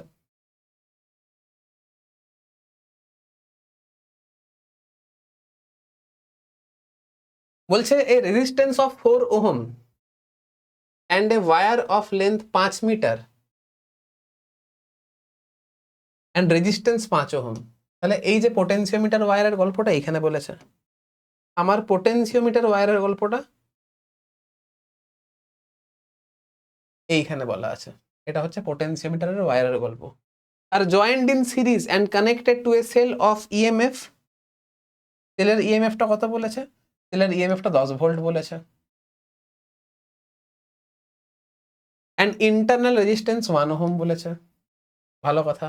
এ parallel combination of identical cell is balanced across 300 centimetre বলেছে। Identical two identical parallel cell বলেছে যারা কিনা প্যারালাল কম্বিনেশনে লেগে আছে। খেয়াল রাখবে। Length of the 300 centimetre length of the wire, then the EMF E of each cell is. দেখো পোটেনশিওমিটারের গল্পটা আমার এই বক্সে করে দিয়েছি, বাদ বাকি এই রেজিস্ট্যান্সটা সিরিজ কম্বিনেশনে লাগানো আছে। আর প্রাইমারি সার্কিটে যে সেল আছে তার ইএমএফ হচ্ছে 10 ভোল্ট আর রেজিস্ট্যান্স হচ্ছে ইন্টারনাল রেজিস্ট্যান্স হচ্ছে 1 ওহম। প্যারালাল কম্বিনেশনে দুটো সেল রাখা আছে, আইডেন্টিক্যাল সেল যারা প্যারালাল কম্বিনেশনে রয়েছে, এদেরকে ব্যালেন্স করার জন্য 300 সেন্টিমিটারের লেন্থ দরকার, অর্থাৎ 3 মিটারের লেন্থ দরকার। এই লেন্থটা বলে দিয়েছে আমার 3 মিটার, অসুবিধা নেই। বলেছে the EMF of each cell, EMF of the each cell. প্রথম কথা, এই যে ইকুইভ্যালেন্ট ইএমএফ, এইখানে যে দুটো আইডেন্টিক্যাল সেল যখন প্যারালাল কম্বিনেশনে থাকে তখন তখন যে ইকুইভ্যালেন্ট ইএমএফ আসবে, ই ইকুইভ্যালেন্ট, সেটা নিশ্চয়ই ই আসবে, এটা নিশ্চয়ই ই আসবে, তাই না? কি করে আসছে সেই মনে করে দেখো, পড়েছিলে তোমরা ই ইকুইভ্যালেন্ট, আমি তোমাদেরকে পড়িয়েছিলাম, প্লেলিস্টে পাবে। E1 by R1 plus E2 by R2 divided by 1 by R1 plus 1 by R2। Identical cell বলেছে মানে E1 is equal to E2 আর R1 is equal to R2। যদি মানটা বসিয়ে দাও, যদি বসিয়ে নাও তাহলে তুমি ই ইকুইভ্যালেন্টের মানটা তুমি ই পাবে। ঠিক আছে, এটা খেয়াল থাকে জানো। এখন এইটাকে ব্যালেন্স করতে কত লেন্থ লেগেছে? 300 মিটার লেগেছে। তাহলে এটা is equal to lambda into 300, 3 ধরে নাও, আমি সব মিটারে করবো। তার মানে ল্যামডার মান যদি বের করতে পারি তাহলেই তো গল্প শেষ। আমাকে পোটেনশিয়াল গ্রেডিয়েন্ট বের করতে হবে। তাহলে বের করো না potential gradient. E is equal two EMF কত বলেছে? ইএমএফ 10 ভোল্ট বলেছে। রেজিস্ট্যান্স অফ ওয়্যার কত বলেছে? 5 ওহম বলেছে। লেন্থ অফ ওয়্যার কত বলেছে? 5 মিটার বলেছে। সার্কিটের টোটাল রেজিস্ট্যান্স কত? 5 আর 4 এ 9, 9 আর 1 এ 10, বাস এটাই পোটেনশিয়াল গ্রেডিয়েন্ট। তাহলে এটা আমার 1 হয়ে গেল, এটা আমার 1 হয়ে গেল। তার মানে ল্যামডার মান তো 1 বেরিয়ে গেল, এটা গেল ল্যামডার মান, এটা গেল ল্যামডার মান, যেটা কিনা 1। তাহলে ই ইজ ইকুয়াল টু কত বেরোচ্ছে? 1 into 3 is equal to 3 volt. এটা অ্যান্সার। আমি চেক করে নিচ্ছি একবারটি, ঠিক আছে, আমি আরেকবার চেক করে নিচ্ছি। আমাকে পোটেনশিয়াল গ্রেডিয়েন্ট ফাইন্ড আউট করতে বলেছে। Potential gradient E is equal to কত হবে? E resistance of wire by resistance internal resistance of wire into length L. এখন ই এর মান কত বলেছে? ই এর মান বলে দিয়েছে আমার কত আছে, 10 ভোল্ট। রেজিস্ট্যান্স অফ ওয়্যার কত আছে? রেজিস্ট্যান্স অফ ওয়্যার আছে কত? 5 ওহম। লেন্থ অফ ওয়্যার কত আছে? লেন্থ অফ ওয়্যার আছে 5 মিটার। টোটাল রেজিস্ট্যান্স কত? 4 প্লাস 5 প্লাস ইন্টারনাল কত আছে? 1, কত হচ্ছে? 50 ডিভাইডেড বাই 4, 5 9 রেখে 10, 10 ইন্টু 5 মানে 50। তাহলে কত আসছে? একই আসছে। ল্যামডা ইজ ইকুয়াল টু 1 বেরোচ্ছে, তাহলে 1 ইন্টু 3 3 ভোল্ট, তাহলে E is equal to 3 volt answer. বাস, গল্প শেষ। কি ছিল অঙ্কতে বলো? বাহ, এটাও অনেক বড় হয়ে যাচ্ছে, কিন্তু এই ভিডিওতেই আমাকে শেষ করতে হবে। এটা এক কাজ করলাম, এটা তোমাকে হোমওয়ার্ক দিলাম, তোমরা নিজেরা করবে। বলেছে the correct circuit for determination of internal resistance of the battery by using potentiometer. Correct circuit কোনটা? কারেক্ট সার্কিট যদি বের করতে হয়, আমি তোমাদেরকে বলেছিলাম দেখতে হবে যেন ব্যাটারি সেম পোলারিটিতে থাকে। দেখো এখানে ব্যাটারি কিন্তু সেম পোলারিটিতে নেই, এইখানেও দেখো ব্যাটারি সেম পোলারিটিতে নেই, তাহলে এটা এমনিই হবে না, এটা এমনিই হবে না। এবার এই দুটোর মধ্যে কোনটা অ্যান্সার হবে সেটা তোমরা বের করবে, এটা আমি তোমাদেরকে হোমওয়ার্ক দিলাম। এইখানে শুধু দেখো না, কি এর পজিশনগুলো আলাদা জায়গায় আছে, এখানে কি আলাদা জায়গাতে আছে, এখানে কি আলাদা জায়গাতে আছে। তোমরা এটা বাড়িতে চেষ্টা করবে, আমি আর করালাম না।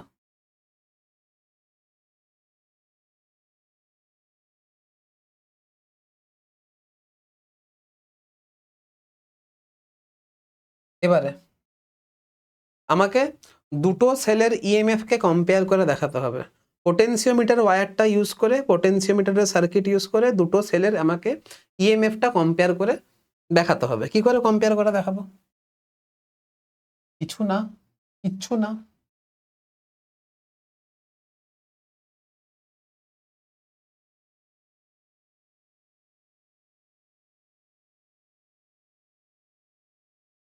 আবার কপি করবো এটা।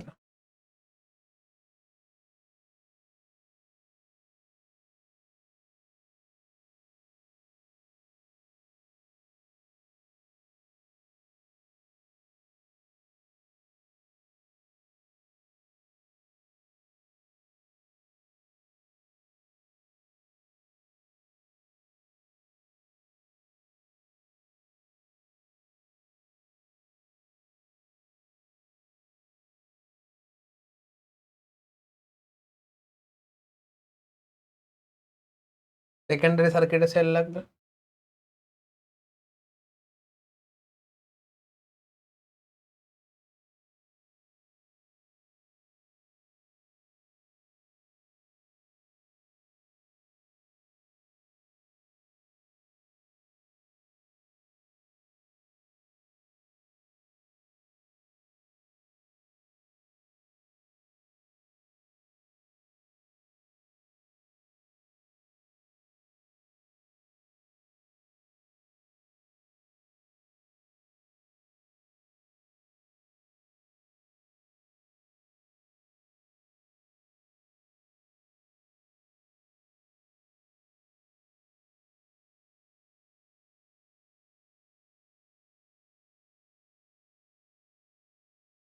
আমাকে সেল অ্যাড করতে হবে এবারে।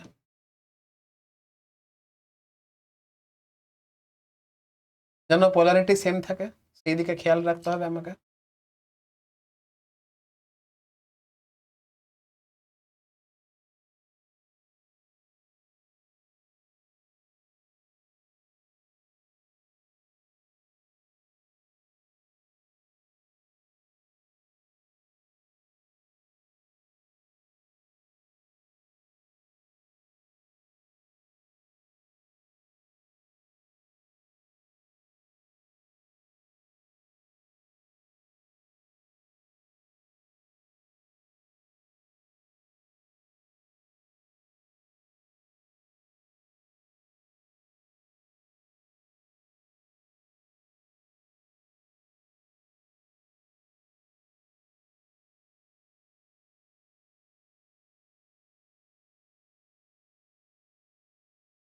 এটা হচ্ছে 1 নাম্বার পয়েন্ট, এটা হচ্ছে 2 নাম্বার পয়েন্ট। এর ইএমএফ হচ্ছে E1, এই সেলের ইএমএফ হচ্ছে E2, আর এইটা হচ্ছে আমার 3 নাম্বার পয়েন্ট। এবার এইখানে কি থাকবে, এখানে কি থাকবে? যখন 3 এর সাথে আমি 1 এর কানেকশন করি, তখন এর সাথে কোনো সং নেই, যা সং আছে 1 নাম্বার সেলের সঙ্গে আছে। আর ধরে নিচ্ছি যখন কানেকশন 1 নাম্বার সেলের সঙ্গে ছিল তখন নাল পয়েন্ট আমি, আচ্ছা এটা হচ্ছে অ্যামিটার লিখে দিই। যখন 1 নাম্বারের সঙ্গে কানেকশন ছিল তখন ধরে নিচ্ছি নাল পয়েন্ট আমি L1 এ পাচ্ছি, বা ব্যালেন্সিং পয়েন্ট আমি L1 এ পাচ্ছি। তখন সিম্পলি লিখব E1 is equal to lambda into L1। যখন আমি কানেকশন 2 নাম্বারের সঙ্গে করেছি তখন ধরে নিচ্ছি ব্যালেন্সিং লেন্থ আমি L2 তে পেয়েছি, তাহলে E2, তখন E2 is equal to lambda into L2। এটা হচ্ছে 1 নাম্বার সমীকরণ, এটা হচ্ছে আমার 2 নাম্বার সমীকরণ। তাহলে তুমি এইখান থেকে ইজিলি দেখতে পাবে যে E1 by E2 is equal to কত হবে, L1 বাই L2। এবারে L1 L2 তো তুমি স্কেল দিয়ে বুঝতে পারবে, তুমি L1 L2 তো স্কেল দিয়ে বুঝতে পারবে। যার মান বেশি হবে তার ইএমএফ বেশি হবে, সোজা কথা। তুমি এই ইকুয়েশন থেকে ইজিলি বুঝতে পারছো যে কার, তুমি এই ইকুয়েশন থেকে ইজিলি বুঝতে পারছো যে কার ইএমএফ বেশি আর কার ইএমএফ কম। বাস, শেষ, গল্প শেষ। কম্পারিজন অফ টু রেজিস্ট্যান্স, এটা তো টু রেজিস্ট্যান্স লেখা আছে গো, এটা তো টু সেলস হতো, এটা তো টু সেলস হতো। কিছু না, কোনো ব্যাপার না, কপি পেস্ট, কপি সেলে করতে হবে, বাস।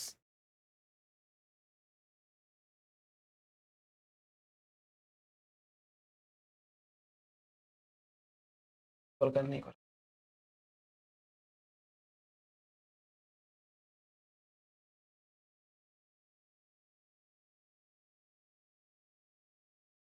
ক্রাইসিসের মুখে দেখো কি কেমন লাগছে, বলো একটু কেমন লাগছে। পিপিটি বানাতেই অনেক সময় লেগেছে, বুঝলে। বড় বড় ইনস্টিটিউশনে পিপিটি করার টিম থাকে, আমাকে নিজে পিপিটি বানাতে হয়েছে। তোমরা মনে মনে এখন অনেকেই গালি দিতে শুরু করে দিয়েছো যে এত বড় ভিডিও কে দেখবে স্যার, কিন্তু এত বড় ভিডিও কে বানাবে স্টুডেন্ট, এত পরিশ্রম কে করবে স্টুডেন্ট, এটাও তো ভাববার বিষয়। কি বলেছে, a potential gradient is established in the wire by a standard cell. কি বলেছে দেখো, বলেছে a potential gradient is established in the wire by a standard cell for the comparison of EMFs of two cells in a potentiometer experiment, which possibility of the following will lead to the failure। আমাকে failure বলেছে, কোন ক্ষেত্রে failure হতে পারে in the experiment। আচ্ছা, EMF of the standard cell is high, অবশ্যই এটা তো এটাকে তো হতেই হবে, এটা ঠিক আছে, এক একটা ঠিক আছে, একের অপশনে কোনো ভুল নেই, একের অপশন ঠিক আছে, এটা তো চলবে, এটা তো হতেই হবে। The diameter of the wire is equal along it's length, অবশ্যই এটাও হতে হবে। The number of the wires is 10, এটা হতেই পারে, কোনো অসুবিধা নেই। চারে কি বলেছে, the EMF of the standard cell is less than that of the either cell, এটা বাবু হলে হবে না। আমি এইমাত্র দেখালাম না একটু আগে, এই মাত্র শর্ততে একটু আগে পড়ালাম। কোথায় গেল, কোথায় গেল, কোথায় কোথায় গেল, এই যে E primary is greater than E secondary, এর ইএমএফটাকে বেশি হতে হবে সেকেন্ডারির থেকে। আর এখানে তো ওটাই বলেছে, দেখো না ওই কোয়েশ্চেনটাই ডাইরেক্ট লাইন তুলে দিয়েছে। EMF of the standard cell is less than that of the either cell, primary সার্কিটে যে সেলটা রয়েছে তার ইএমএফটাকে অবশ্যই বেশি হতে হবে, কিন্তু ছোট যদি হয়ে যায় তাহলে আমার এক্সপেরিমেন্টটা পারফর্ম করা পসিবল নয়। ঠিক আছে, ছোট হয়ে গেলে এক্সপেরিমেন্টটা পারফর্ম করাই পসিবল নয়। তাহলে এইটা হচ্ছে আমার অ্যান্সার। ঠিক আছে, খেয়াল রাখবে।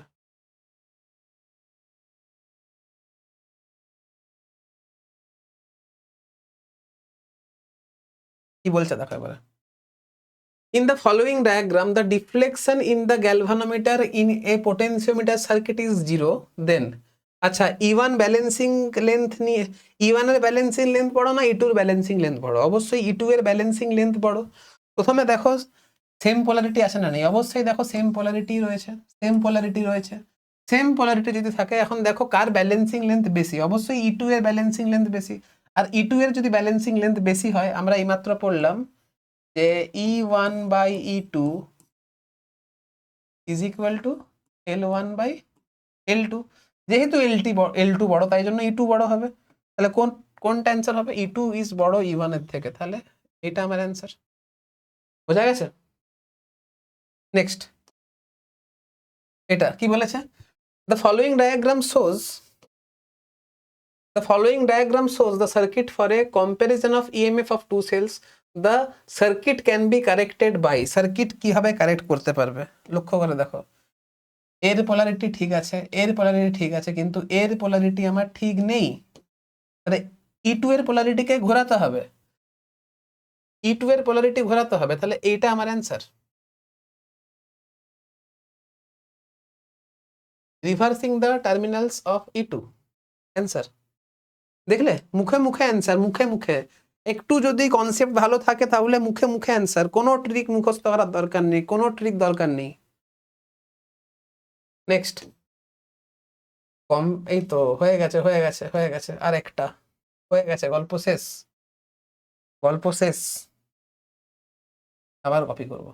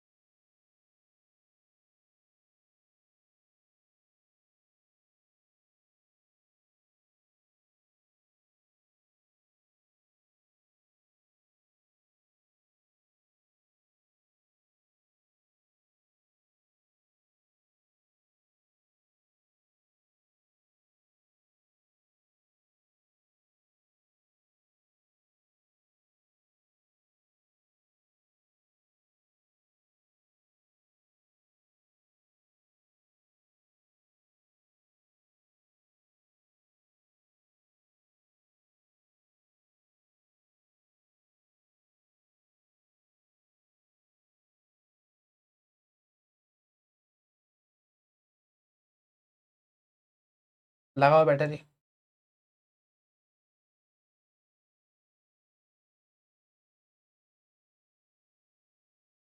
Same polarity.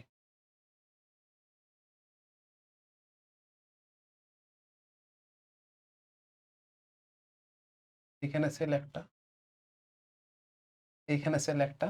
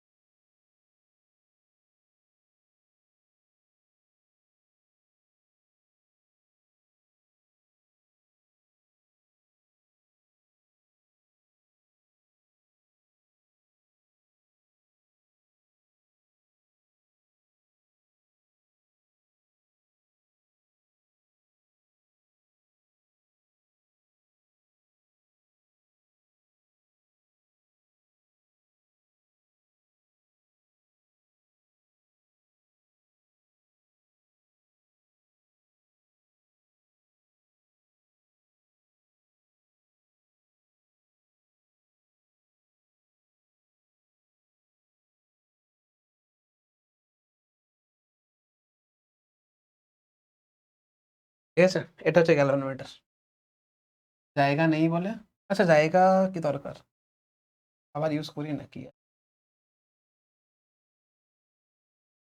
দরকার এরকমই থাকে, বা কাজ করা যেতে পারে, এটাকে একটু এরকম করে, ঠিক আছে, এটা গ্যালভানোমিটার। এটা হচ্ছে আমার R1 রেজিস্ট্যান্স, এটা হচ্ছে আমার R2 রেজিস্ট্যান্স, এটা হচ্ছে ই ড্যাশ, এটা 0। এখন দেখো, এটা 0, এটা 0, এটা 0, এটা 0। সার্কিটে কারেন্ট যদি I পরিমাণ ফ্লো করে, I এর মান কত হবে? I ইজ ইকুয়াল টু হবে E dash divided by R1 plus R2। Current কোন দিকে যাচ্ছে? কারেন্ট এই দিকে যাচ্ছে। আমি কারেন্টের অপোজিট ডাইরেকশনে হাঁটছি, মানে ভোল্টেজ বাড়বে। কত পরিমাণ বাড়বে? IR পরিমাণ বাড়বে। তাহলে এটা যদি 0 হয় তাহলে এর পোটেনশিয়াল কত হবে? IR1 হবে। এর পোটেনশিয়াল কত হবে? এইখানে ভোল্টেজ ড্রপ কত হবে? IR2 হবে। এখানে ভোল্টেজ ড্রপ কত হবে? IR2 হবে। যেহেতু কারেন্টের অপোজিট ডাইরেকশনে হাঁটছি, কারেন্ট যেদিকে যাচ্ছে তার অপোজিট ডাইরেকশনে হাঁটছি, মানে ভোল্টেজ বাড়বে। কত বাড়বে? IR2 পরিমাণ বাড়বে। তাহলে এটা যদি IR1 হয় তাহলে এর ভোল্টেজ কত হবে? IR1 plus R2। এবারে কি হচ্ছে, ধরে নাও এটা হচ্ছে 1 নাম্বার, এটা হচ্ছে 2 নাম্বার, এটা হচ্ছে 3 নাম্বার। যখন আমি 1 সাথে কানেকশন করেছিলাম তখন কতটা পরিমাণ ভোল্টেজকে ব্যালেন্স করতে হচ্ছিল? IR1 পরিমাণ ভোল্টেজকে ব্যালেন্স করতে হচ্ছিল। তাহলে IR1 পরিমাণ ভোল্টেজকে ব্যালেন্স করার জন্য যদি L1 লেন্থ লাগে, তাহলে এটা ইজ ইকুয়াল টু হচ্ছে ল্যামডা ইন্টু L1। যখন আমি কানেকশনটা 2 এর সাথে করেছি, যখন 2 এর সঙ্গে করেছি, তখন আমাকে IR2, তখন আমার কতটা পরিমাণ ভোল্টেজকে ব্যালেন্স করতে হচ্ছে? তখন আমার কতটা পরিমাণ ভোল্টেজকে ব্যালেন্স করতে হচ্ছে? IR1 plus R2। তাহলে IR1 প্লাস R2 কে ব্যালেন্স করছে ল্যামডা ইন্টু L2। এটা হচ্ছে আমার ইকুয়েশন নাম্বার 1, এটা হচ্ছে আমার ইকুয়েশন নাম্বার 2। তাহলে 2 কে যদি 1 দিয়ে যদি ভাগ দিয়ে দাও, 2 কে যদি 1 দিয়ে যদি ভাগ দিয়ে দাও, তাহলে কত হচ্ছে?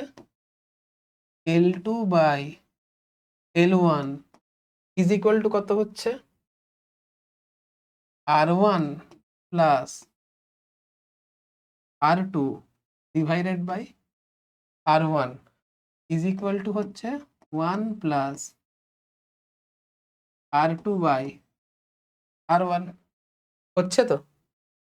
তাহলে এইখান থেকে পাচ্ছি, এইখান থেকে পাচ্ছি, এইখান থেকে পাচ্ছি যে R2 by R1,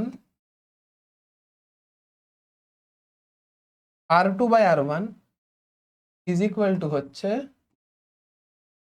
L2 by L1 minus 1।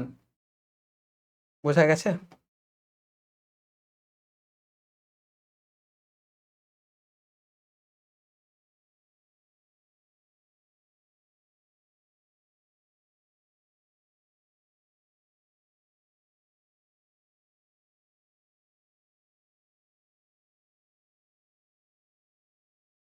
বাস, গল্প শেষ।